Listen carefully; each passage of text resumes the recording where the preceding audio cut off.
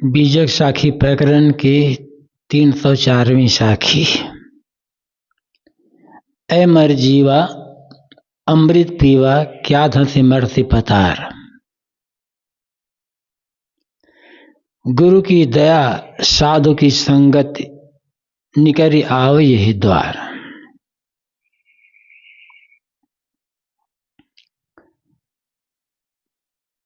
सदगुरु कबीर कहते हैं कि ऐ मर जीवा, ऐ गोताखोर, अमृत का पान करो।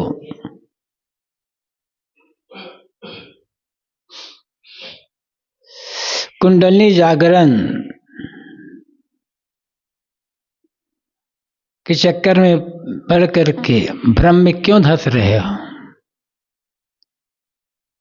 गुरु की दया से, गुरु के सत्योपदेश की दया और साधु संगति का सहारा लेकर इस मानव रूपी मोक्ष द्वार में आकर अपना कल्याण का काम कर लो।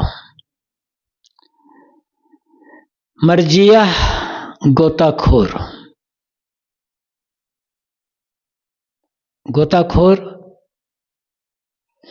गहरे पानी में डुबकी लगा करके खोज करने वाले लोग। यह मर्जिया शब्द का प्रयोग सदगुरु कबीर ने हठ योगियों के लिए किया है। हठ योगी नीति धोती कपाली कुंजल बस्ती नौली टाटकी ये सब तमाम क्रियाएं करके शरीर का शोधन करते हैं और फिर सांस रोक प्राणायाम साधन करते हुए कुंडली जागरण करते हैं और कहते हैं कि कुंडली जब जागृत हो जाती है तब उस जगह को ऊपर ब्रह्मांड में ले जाते हैं, वहां ब्रह्म ज्योति में मिल जाते हैं। अमृत पीवा कहते हैं मृदा, अमृत का पान करो। हठ योग में माना जाता है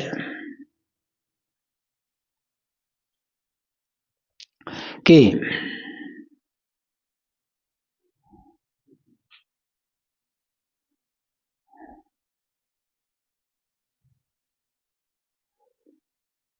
जिह्वा को पलटकर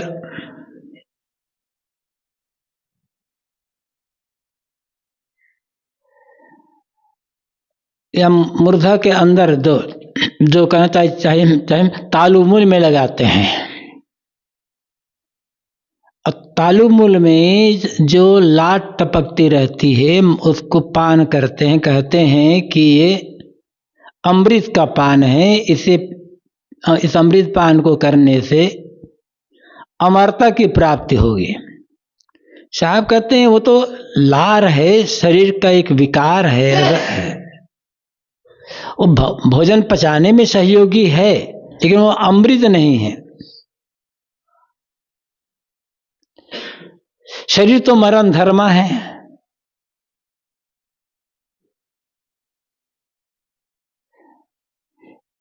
एक दिन शरीर की मौत हो जाएगी। तो शरीर जब मरण धर्मा है तो शरीर का विकार या शरीर का कोई अंग अमर कैसे हो सकता है? अमर तो ये चेतन आत्मा है। अमृत का अर्थ है जिसका मरण ना होता हो, मृत मरा हुआ। उपसर्ग लग जाने पर उसका अर्थ होता है जो न मरे, जो अमर हो जाए। तो अमर है कौन? ये चेतन जीव, ये अमर है। सदगुरु कबीर कहते हैं हठ योग के गोताखोर, तालुमल में टपकती हुई लार को अमृत मानकर उसे पीने का चक्कर छोड़ो। ये कुंडली जागरण के चक्कर में पड़ करके क्यों भ्रम में धंस रहे हो, भ्रांति में क्यों पड़ रहे हो? अमर आत्मा का ज्ञान प्राप्त करो। तुम्हारा स्वरूप ही अमर है।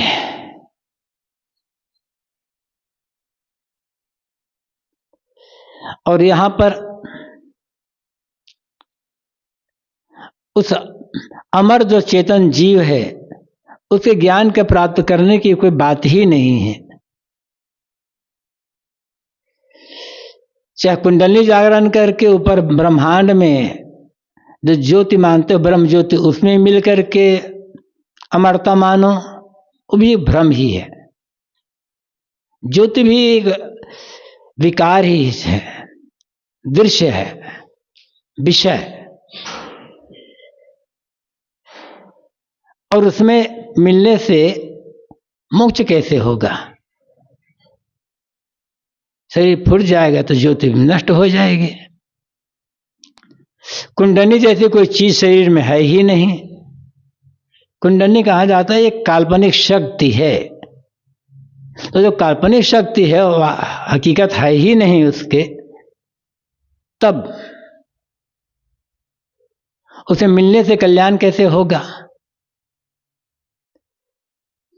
कल्याण तो ये जीव स्वयं ही कल्याण रूप, और उसका बोध लोग प्राप्त करते नहीं हैं। साहब कहते हैं अमर जीवा, हठयोग चक्कर में पड़कर भ्रम में धंसो मत, अमर आत्मा का ज्ञान प्राप्त करो।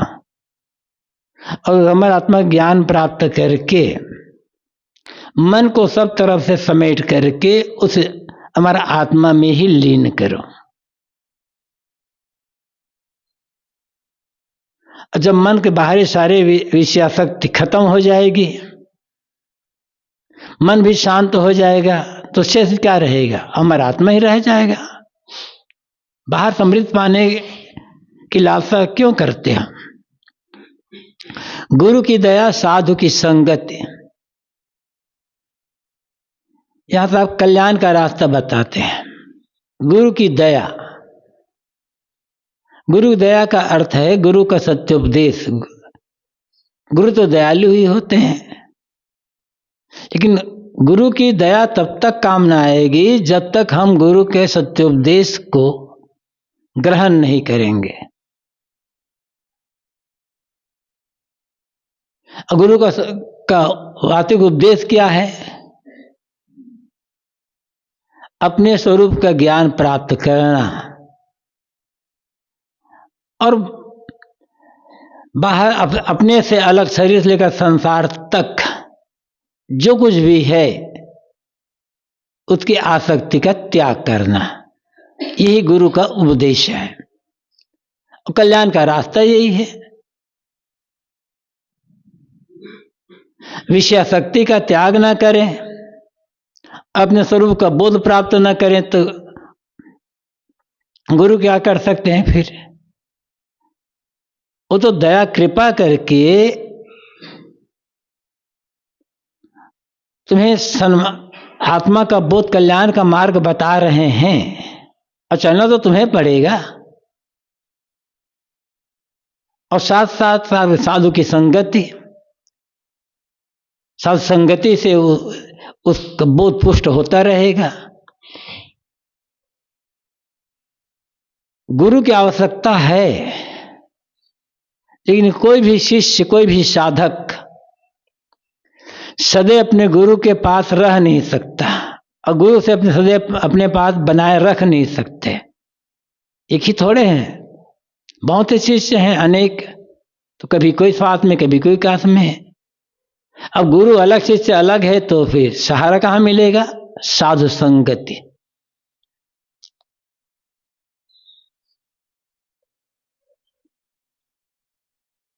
साधु संगति सहारा है। और साधु संगति का सहारा जो छोड़ दिया संत समाज का, वो भटक जाएगा। ये मानव शरीर मोक्ष का द्वार है। कल्याण भूमिका आज तुम्हें मिला हुआ है, तो गुरु को सत्योपदेश को धारण कर सत्संगति का सहारा लेकर इस मानव जीवन रूपी मोक्ष द्वार में आकर अपना कल्याण कर लो, अपने आप को भवसागर से बाहर निकाल लो।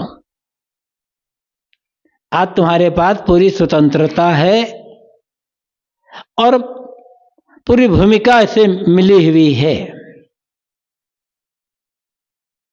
बाहर से अमृत पाने के चक्कर में भटकना नहीं है। गुरु का ज्ञान ही अमृत है, क्योंकि गुरु अमर आत्मा का बोध देते हैं। तो दो ही रास्ता है, गुरु का उपदेश और साथ संगति का सहारा। इन दोनों को लेकर जो रहेगा और संयम साधना पूर्वक जीवन व्यतीत करेगा, वो इसी जीवन में अपने कल्याण का काम कर सकता है।